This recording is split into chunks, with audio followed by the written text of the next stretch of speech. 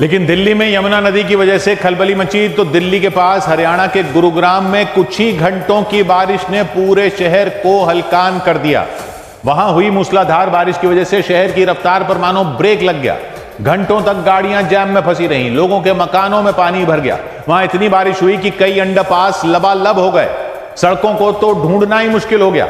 चारों तरफ पानी ही पानी नजर आया। कुछ इलाकों में तो कई मकानों की दीवारें भी ढह गईं। पक्के मकानों की दीवारों में भी दरारें पड़ गईं। यहां तक कि गुरुग्राम के नगर निगम के दफ्तर में भी पानी भर गया। एक दिन पहले गुरुग्राम के लोगों को इसी भीषण बारिश की वजह से घंटों तक जैम में फंसा रहना पड़ा। और अगले दिन भी गुरुग्राम की हालत में ज्यादा सुधार नहीं हो पाया। कुछ ही घंटों की बारिश ने दिल्ली के पास हरियाणा के गुरुग्राम को मानो डुबो दिया। चारों तरफ पानी का कब्जा नजर आया। गुरुग्राम जैसे शहर में बने चौड़े चौड़े अंडरपास पानी में डूब गए। गुरुग्राम के राजीव चौक इलाके में बना एक अंडरपास तो पानी में पूरी तरह डूबा नजर आया। उसमें इतना पानी भर गया कि पानी कई फीट की ऊंचाई पर लगे बोर्ड तक पहुंच गया। हालांकि ये कोई इकलौता अंडरपास नहीं था जहां ऐसी स्थिति रही। कई और अंडरपास भी पानी और मलबे से भरे दिखे। इसके बाद गुरुग्राम के कई अंडरपास बंद करने पड़े। अंडरपास को अभी ट्रैफिक के लिए बंद कर दिया गया है और इस अंडरपास की आप कंडीशन देखिए, किस हालातों में इन अंडरपासेस को अभी छोड़ दिया गया है। गुरुग्राम के करीब करीब सभी इलाके घंटों तक हुई बारिश से बेहाल हो गए। वहां की चौड़ी चौड़ी सड़कें गायब हो गई। उनमें दौड़ने वाली गाड़ियों को देखकर ऐसा लगा जैसे वो तैर रही हैं। यहां तक कि गुरुग्राम के नगर निगम के दफ्तर में भी पानी भर गया। और कुछ ही घंटों की बारिश ने गुरुग्राम को एक बार फिर पानी पानी कर दिया। वहां के कई मशहूर इलाके भी पानी में डूब गए। सड़कों पर तो मानो समंदर ही आ गया। बारिश के बाद वहां जमा हुआ पानी सड़कों पर हिलोरे मारता दिखा। और गुरुग्राम के लोग उसी बारिश के मटमैले पानी से गुजरने को मजबूर दिखे। कुछ जगहों पर तो यह पानी इतनी मुसीबत लेकर आया कि मकान ढह गए। कई कच्चे मकानों के नीचे की मिट्टी खिसक गई। जो बच गए उनकी दीवारें टूट गई। यहां तक कि पक्के मकानों में भी इस बारिश की वजह से दरारें आ गई। पुलिस की इमरजेंसी गाड़ी आई थी, उन्होंने हमारे को मकान से बाहर निकलने की हिदायत दी। हमने मकान बाहर निकल गए। रात भर हम अपने मकान से बाहर रोड पर रहे। बाहर ही खाना बनाया हमने। गुरुग्राम की यह हालत कुछ ही घंटों की बारिश में हो गई। दिल्ली से गुरुग्राम की तरफ जाने वाले रास्ते में तो लंबा जैम लग गया था। वहां सैकड़ों गाड़ियां फंसी रहीं। लोग घंटों तक अपनी जगह से हिल तक नहीं पाए। गुरुग्राम में लगे इस महाजैम के वीडियो सोशल मीडिया पर भी वायरल हुए। उन वीडियो में कई किलोमीटर तक कतार में फंसी गाड़ियां दिखाई दी। जहां तक निगाह गई गाड़ियों की लाइटों से एक लाल लकीर सी खिंची दिखी। सौ बात की एक बात यह कि शहर कैसे नहीं बनाने होते, अगर उसका कहीं उदाहरण देखना हो तो गुड़गांव आ जाओ। सॉरी, गुड़गांव नहीं, गुरुग्राम है। और कुछ सही हो ना हो, नाम जरूर सही से लेना है। ऐसा लगता है नाम को लेकर इतना हाइपर इसलिए हो जाते हैं लोग क्योंकि नाम बदलने के अलावा कोई काम तो हुआ ही नहीं शायद। बाकी क्या हुआ? ये गुड़गांव या गुरुग्राम इसलिए बना था कि दिल्ली की कंजेशन कम होगी, बढ़ती हुई दिल्ली को फैलने के लिए खुली जगह मिलेगी। और ये खुद ही चौक हुआ पड़ा रहता।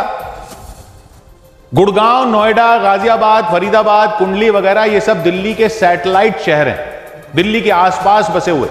इन सब में गुड़गांव क्योंकि एयरपोर्ट के पास था तो वहां बड़ी बड़ी कंपनियां बस गई, तो गुरुग्राम वालों की नाक ऊंची रहती है। लेकिन साल में 9-10 महीने ही ऊंची रख पाते हैं। बारिश के 2 महीनों में यहां के लोग नोएडा और बाकी जगहों के लोगों को ऐसे देखते हैं जैसे गरीब देशों के लोग अमेरिका और यूरोप को देखते हैं। फ्लड प्लेन सुना होगा ना आपने? नदी के किनारे जो निचले इलाके होते हैं जो बारिश में पानी में समा जाते हैं और बाकी टाइम पर वहां पट्टे पर जमीन देकर सब्जियां उगाई जाती हैं, उनको कहते हैं डूब क्षेत्र। क्योंकि बारिश में जब नदी उफान पर आती है तो वो डूब जाते हैं। लेकिन गुरुग्राम ऐसा 8th wonder of the world बनाया है, ऐसी टाउन प्लानिंग है शहर की कि ये बिना किसी नदी के ही डूब क्षेत्र है। कितनी बड़ी बड़ी कंपनियां यहां पर, कितने महंगे महंगे मकान हैं, ये तो पूरे देश की पब्लिक जानती है। अरे ब्रिस्टल चौक का शराब का ठेका उठा था अभी पिछले दिनों कोई 100 करोड़ रुपए, एक शराब की दुकान 100 करोड़ रुपए। एक ठेके का यह हाल है तो सोचो कि पूरे शहर में कितनी शराब बिकती होगी। तो लोगों ने शराब कहना शुरू कर दिया कि शराब पानी की तरह बहती है इस शहर में। इसलिए शायद पानी को गुस्सा आ गया कि ऐसे कैसे बोल दिया, मैं दिखाता हूं बहना होता क्या है। तो भाई साहब पानी ने फिर बारिश में दिखा दिया कि पानी की तरह बहना होता क्या है। अंडरपास तो ऐसे हो जाते हैं जैसे कि बनाए ही साल भर का पानी स्टोर करने के लिए हो। और दिल्ली के दूसरी तरफ है नोएडा, सेम टू सेम बारिश उधर भी पड़ती है। गुरुग्राम हरियाणा में, नोएडा यूपी में। बारिश में दिक्कत तो नोएडा में भी होती है, लेकिन गुरुग्राम को देख लो तो लगता है कि नोएडा सिंगापुर है। फर्क हरियाणा यूपी का समझ रहे हो आप? नहीं नहीं, कांग्रेस बीजेपी का भी नहीं है, क्योंकि अब तो कई साल से दोनों जगह बीजेपी है। एक बड़ा फर्क, 2008 में गुरुग्राम में बन गया था नगर निगम, 2011 से उसके पास पूरी ताकत भी आ गई। तो नगर निगम बना था तो कहा गया था कि अब सब ठीक हो जाएगा, क्योंकि नगर निगम देखेगा कि नालियों की सफाई टाइम से हो जाए, गड्ढे भर जाएं, पानी की निकासी हो जाए, चौक पॉइंट ठीक हो जाएं, वगैरह वगैरह। बेचा तो ऐसे ही गया था नगर निगम बनाने का फैसला, लेकिन नगर निगम होता है तो क्या होता है? इलेक्शन होते हैं, नेता लोग आ जाते हैं। तो हर बार गुरुग्राम के नगर निगम के इलेक्शन में ये बारिश की मुसीबत की रस्म अदायगी वाले वादे तो हर पार्टी करती है, लेकिन वोट किन बातों पर पड़ते हैं वो तो आप जानते हैं। वैसे ही वोट पड़ते हैं और फिर हर साल बारिश होती है और पूरे शहर का स्विमिंग पूल बन जाता है। नोएडा में क्या है? नगर निगम ही नहीं है। नोएडा बना था पार्लियामेंट के कानून से, तो नोएडा को चलाते हैं अधिकारी, सीधा उनको अपॉइंट किया जाता है। एक अथॉरिटी का सीईओ होती है या होता है, और एक डीएम होती है या होता है।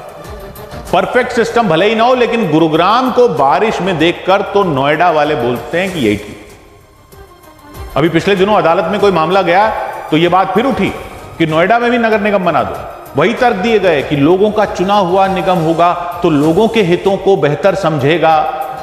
लेकिन बारिश में गुरुग्राम को देखकर तो नोएडा वाले कहीं मंदिरों में यज्ञ न करने लग जाएं कि हे प्रभु नोएडा में नगर निगम मत बनवा देना, नहीं तो यहां भी नेता लोग आ जाएंगे और जो शहर के नाम पर दिख रहा है वो भी कहीं गुरुग्राम न बन जाए। गुरुग्राम की इतनी ऊंची ऊंची बिल्डिंगों का फायदा ही ये लगता है कि ऊपर से साफ दिख जाता है कि कितने किलोमीटर का जैम लगा हुआ।